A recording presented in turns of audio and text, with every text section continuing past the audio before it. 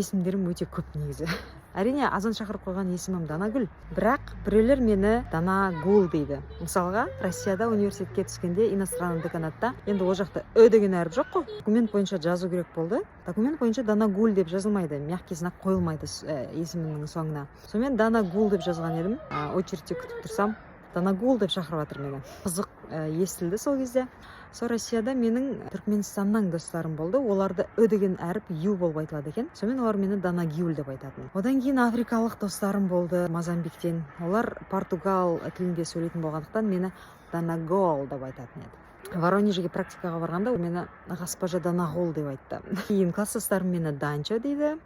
Россиядағы орыс группаластарым Дана деп айтады. Данагүл деп менің туысқандарым айтады.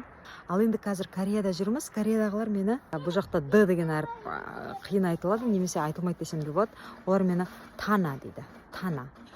Тайландық достарым да Тана дейді.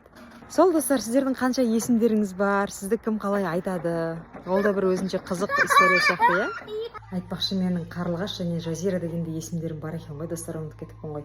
Қарлығаш деп мені Төле Би сериалындағы актерлар айтатын, өйткені мен Қарлығаш деген қыздың рөлінде ойнайтынмын. Және Жазира деп Киелі бесік сериалында Жазира деген қыздың рөлін сомдаған болатынмын, достар. ютубта бар, көрем десеңіздер.